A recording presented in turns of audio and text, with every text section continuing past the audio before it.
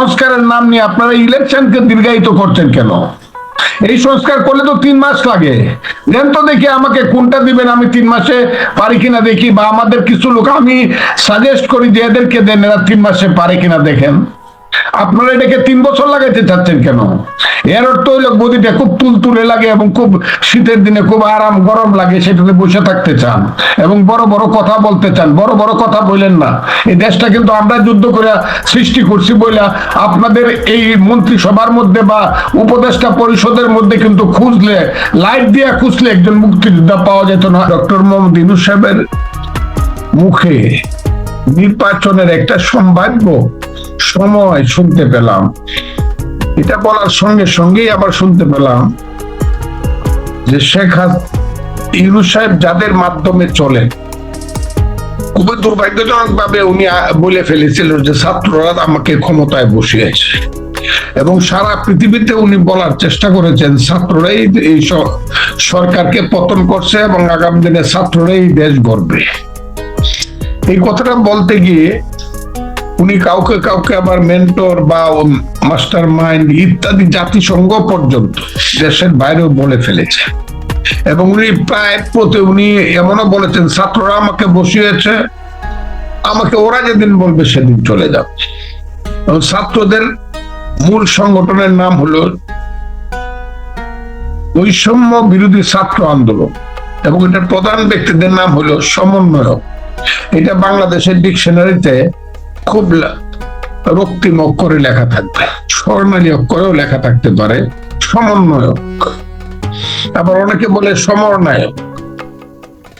তো এই যে সমন্বয়ক অথবা সমন্বয়কেরা, আমি দেখলাম তারা সঙ্গে সঙ্গে বলে ফেললো কিসের ইলেকশন?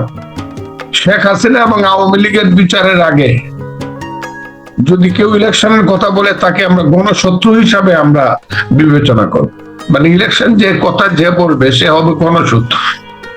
কাঁদবো না হাসবো, রাগ করবো না খুশি হব বুঝি না, কিন্তু এইসব পোলা পানে যে নাবালক পোলা পানে এইসব কথা বললে পরে মনে হয় ধরুনি তুমি ঢিলা হও, আমি মাটির নিচে ঢুকে যাই। ইলেকশনের কথা বললে গণশত্রু হবে। এবং তারা যে এই কথাটা বলেছে এবং যে হুমকিটা দিয়েছে, এই হুমকির কারণে ইউনূস সাহেবের একজন আছে, তার নাম উনি তার নাম বোধহয় শফিক আলম সাহেব, মহাজ্ঞানী একজন মানুষ। এখানে আমি দেখতেছি কাউকে কাউকে বলা হচ্ছে সক্রেটিস, কাউকে কাউকে বলা হচ্ছে অ্যারিস্টটল। তো এইসব অ্যারিস্টটলরা বলতেছে না না, এই যে প্রথম দিকে না, ডিসেম্বরের শেষ দিকে, 25শে ডিসেম্বর না, জুন মাসে 26-এর ইলেকশনটা হতে পারে।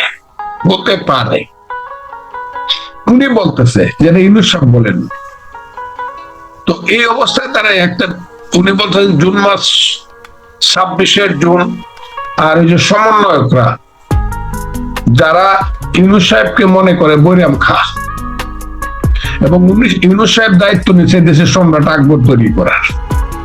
কে যে সম্রাট আকবর আমি বুঝতেছি, তবে আস্তে আস্তে আমি বুঝতে পারবো সম্রাট আকবর হিসাবে কাকে তিনি প্রতিষ্ঠিত করতেছেন। তো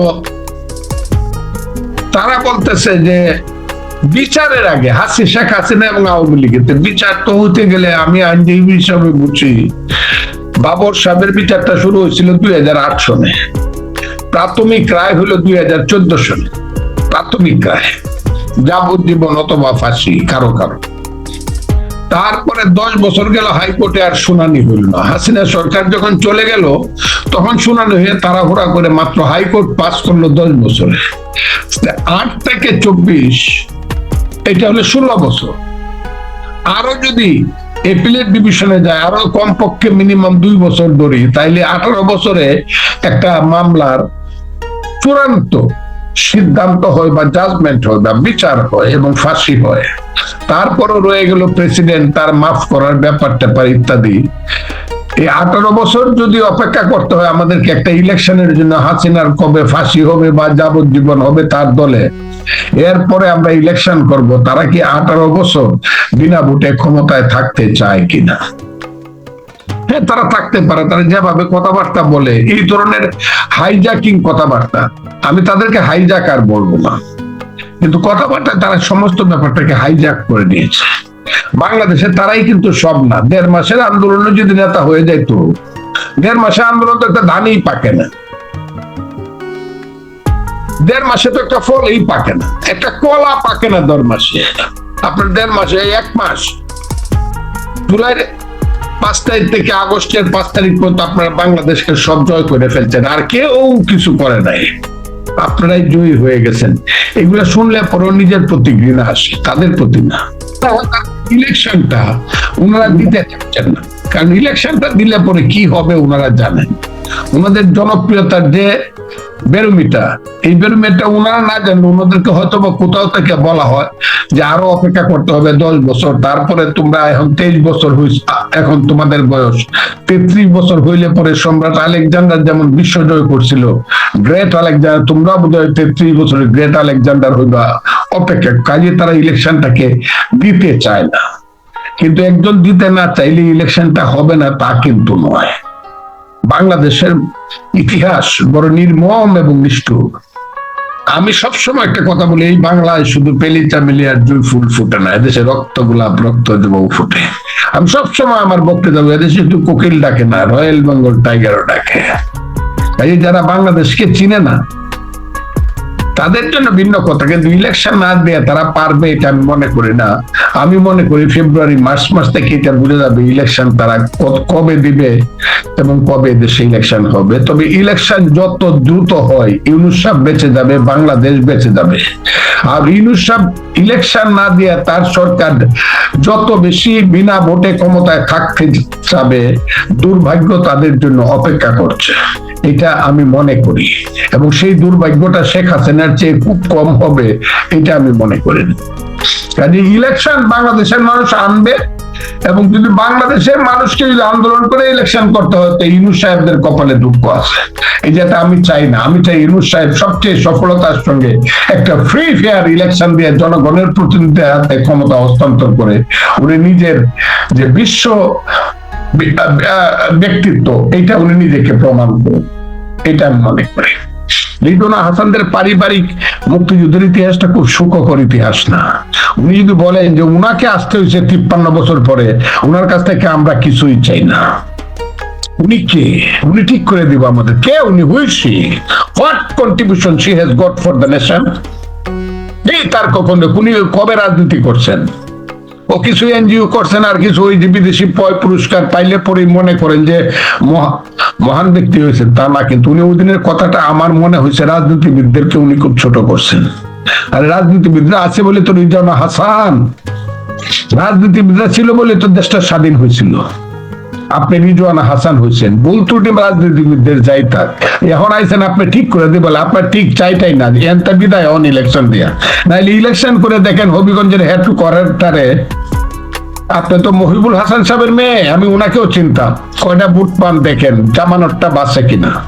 যে আপনি ঠিক করবেন কি, আগে ভোটটা করে আসেন, হবিগঞ্জের মানুষকে জিজ্ঞাসা করেন যে আমি রিজওয়ানা হাসান, মহিবুল হাসান সাহেব আমার বাবা ছিলেন, অমুক ছিলেন তমুক ছিলেন, আমরা সম্ভ্রান্ত পরিবারের ছেলে মেয়ে, ইলেকশন করে দেখেন তো কত পার্সেন্ট ভোট পান।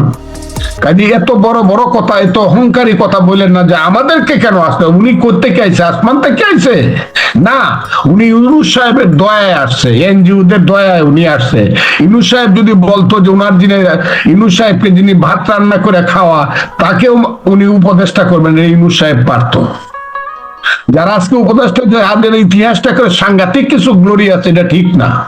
কাজে এত অহংকারী কথা রিজওয়ানা হাসান বলবেন, এটা আমি আশাও করি নাই কোনোদিন, যে 53 বছর পরে আমাদেরকে আসতে হইলো কেন, রাজনীতিবিদরা ঠিক করতে পারে নাই বলে। আরে পারে নাই মানে রাজনীতিবিদরাই তো এই দেশটা এই পর্যায়ে নিয়ে আসছে। হইতে পারে গণতন্ত্রের জন্য শেখ হাসিনা যা করছে সর্বনাশ করছে, সর্বনাশ করছে, ফ্যাসিজম করছে, হইতে পারে সেটা, কিন্তু দেশটা আজকে যে আপনি এত সুন্দরভাবে এত বড় বড় কথা বলেন, এইসব তো বাংলাদেশের স্বাধীনতার জন্যই হয়েছে। আর বাংলাদেশের স্বাধীনতাটা তো এই দেশের রাজনীতিবিদরাই করছিল, আপনার বাপে তো করে নাই, আপনার বাপ তো বিরুদ্ধে ছিল। আমি খুব স্পষ্টভাবে কথাটা বললাম। এটা যদি চ্যালেঞ্জ করতে হয় উনি চ্যালেঞ্জ করতে পারেন আমার সঙ্গে। সংস্কারের নাম নিয়ে আপনারা ইলেকশনকে দীর্ঘায়িত করছেন কেন? এই সংস্কার করলে তো 3 মাস লাগে। দেন তো দেখি আমাকে কোনটা দিবেন, আমি 3 মাসে পারি কিনা দেখি, বা আমাদের কিছু লোক আমি সাজেস্ট করি যে এদেরকে দেন, এরা 3 মাসে পারে কিনা দেখেন। আপনারা এটাকে 3 বছর লাগাইতে চাচ্ছেন কেন? এর অর্থ হইল গদিটা খুব তুলতুলে লাগে এবং খুব শীতের দিনে খুব আরাম গরম লাগে, সেটাতে বসে থাকতে চান এবং বড় বড় কথা বলতে চান। বড় বড় কথা বলেন না। এই দেশটা কিন্তু আমরা যুদ্ধ করে সৃষ্টি করছি বলে আপনাদের এই মন্ত্রিসভার মধ্যে বা উপদেষ্টা পরিষদের মধ্যে কিন্তু খুঁজলে, লাইট দিয়ে খুঁজলে একজন মুক্তিযোদ্ধা পাওয়া যেত না, এক্সেপ্ট মিস্টার মুক্তিযোদ্ধা মন্ত্রী, তার নাম হলো জনাব ফারুকী আজম। এর বাইরে কাউকে খুব বেশি পাওয়া যাবে বলে মনে করি না। কারণ মুক্তিযুদ্ধ যখন হয় আপনাদের তখন ওই যে যিনি থিঙ্ক ট্যাঙ্ক, যিনি জনাব আসিফ নজরুল, তার বয়স আছিল 5 বছর। কাজে অত বড় বড় কথা বললেন না তো। আর যে ছেলেরা বড় বড় কথা মুক্তিযুদ্ধ নিয়ে বলে, সেই সময় তার বাপের জন্ম হয়েছে কিনা, মার জন্ম হয়েছে কিনা, এইটা নিয়েও আমারও হয়েছে। আর হয়ে থাকলেও মার সাথে বাপের দেখা হয়েছে না, তাদের বিয়ে শাদী তখনও হয় না। কাজে মুক্তিযুদ্ধ নিয়ে, দেশ নিয়ে বড় কথা বলে না। দেশটা আমরা সৃষ্টি করছি, হইতে পারে আমরা ভুল ত্রুটি করছি রাজনীতিবিদরা, সব আপনারা করে ফেলছেন তা না। আপনারা কি করছেন এটা আমরা জানি, এনজিও করে, এই করে, ওই করে, আমরা তাও জানি। আর এখন কি করতেছেন, কার চেহারা টমেটোর মতো লাল হইতেছে, তুলতুলে হইতেছে, এই জিনিসগুলো বলি, কার কথা কই প্রতিবাদ করেন না কেন? তৃতীয় মাত্রায় বৈশা জনাব দিল্লুর রহমানের মতো সাংবাদিক যেভাবে বলে, যে অভিযোগ গুলা করে, তার উত্তর দেন না কেন? কেন আজকে বলে পিনাকি ভট্টাচার্য এবং ইলিয়াসের মতো, হুসেনের মতো সাংবাদিকরা কেন বলে শত শত কোটি টাকার কালো টাকার ডিল হচ্ছে? আমি বলি না, আমি বলবো না কোনোদিন আপনাদের বিরুদ্ধে, বলে কেন? কাজে সব সত্য ঠিক না, সব মিথ্যা সেটাও ঠিক না। রাজনীতিবিদরা সব খারাপ করছে এটাও ঠিক না। খারাপ করলে পরে এই দেশে প্রথম বাজেট ছিল 753 কোটি টাকা, এখন এটা 7 লক্ষ কোটি টাকায় দাঁড়াইতো না রাজনীতিবিদরা সব খারাপ করলে। এটা আপনারা করে দেন নাই। কাজে রিজন হাসান যে কথাটা বলছি, কথাটা তার উইথড্র করা উচিত। আমরা আসছি আপনাদেরকে ঠিক করে দেওয়ার জন্য। আমাদেরকে কেন আসছিল? আপনি কে? আপনাকে তো ইউনুস সাহেব আনছে, এবং এটা পিনাকি ভট্টাচার্য বলে কেন আপনাকে আনছে, কোন কোটার থেকে আপনাকে আনছে? আমি তো